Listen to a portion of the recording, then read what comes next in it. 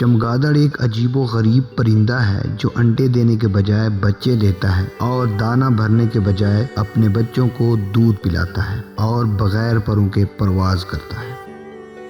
دوستو، حضرت علی علیہ السلام نہج البلاغہ میں فرماتے ہیں، چمگادڑ ایک ایسا پرندہ ہے جن کی آنکھوں کو دن کا اجالا سکڑ دیتا ہے، حالانکہ وہ تمام آنکھوں میں روشنی پھیلا دینے والا ہے، اور اندھیرا چمگادڑ کی آنکھوں کو کھول دیتا ہے، حالانکہ وہ ہر شے کی آنکھوں پر نقاب ڈالنے والا ہے، کیونکہ چمگادڑ کی آنکھیں چمکتے سورج میں چندھیا جاتی ہیں۔ دن کے وقت تو وہ اس طرح ہوتی ہے کہ ان کی پلکیں جھک کر آنکھ پر لٹک جاتی ہیں، اور تاریک شب کو اپنا چراغ بنا کر رزق کے ڈھونڈنے میں اس سے مدد لیتی ہے۔ رات کی تاریکیاں ان کی آنکھوں کو دیکھنے سے نہیں روکتی، اور نہ اس کی گھٹا ٹوپ اندھیریاں راہ پیمان سے باز رکھتی ہیں، مگر جب آفتاب اپنے چہرے سے نقاب ہٹاتا ہے اور دن کے اجالے ابھر آتے ہیں اور سورج کی کرنیں سوسمار کے سوراخ کے اندر تک پہنچ جاتی ہے، تو وہ اپنی پلکوں کو آنکھوں پر جھکا لیتی ہے اور رات کی دیرگیوں میں جو معاش حاصل کیا تھا اس پر اپنا وقت پورا کر لیتی ہے۔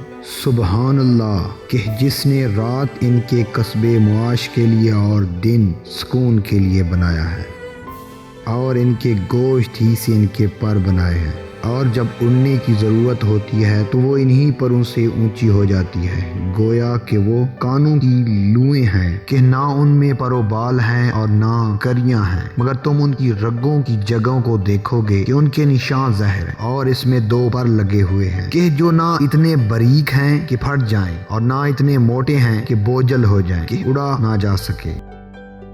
بوڑھتی ہے تو بچے ان سے چمٹ جاتے ہیں، اور جب وہ نیچے کی طرف جھکتی ہے تو بچے بھی جھک پڑتے ہیں، اور جب وہ اونچی اٹھتی ہے تو بچے بھی اونچے ہو جاتے ہیں، اور اس وقت تک الگ نہیں ہوتے جب تک ان کے اعضاء میں مضبوطی نہ آ جائے۔ پاک ہے وہ خدا جس نے بغیر کسی نمونے کے جو اس سے پہلے کسی نے بنایا ہو ان تمام چیزوں کو پیدا کرنے والا ہے۔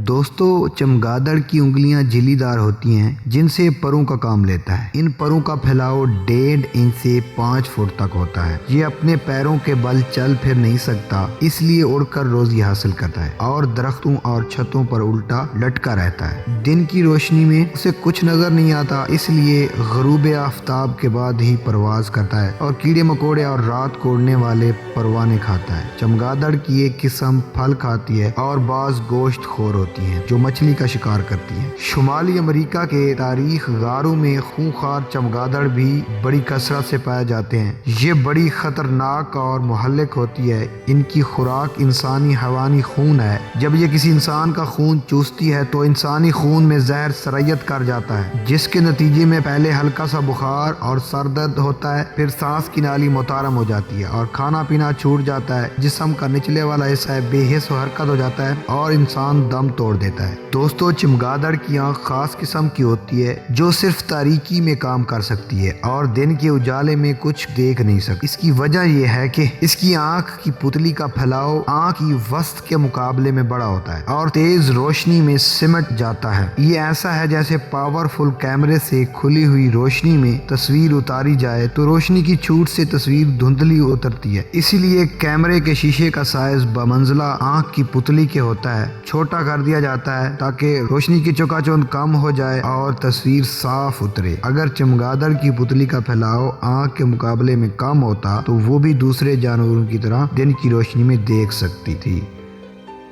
دوستو، اگر آپ کو میری یہ ویڈیو پسند آئی ہے تو میرے چینل کو ضرور سبسکرائب کرو اور ساتھ ہی بیل آئیکن کو پریس کرو تاکہ ہر آنے والی ویڈیو سے آپ اپڈیٹ رہ سکو۔ آپ کی سماعتوں کا بہت بہت شکریہ۔ اپنی دعاؤں میں یاد رکھیے گا۔ اللہ حافظ۔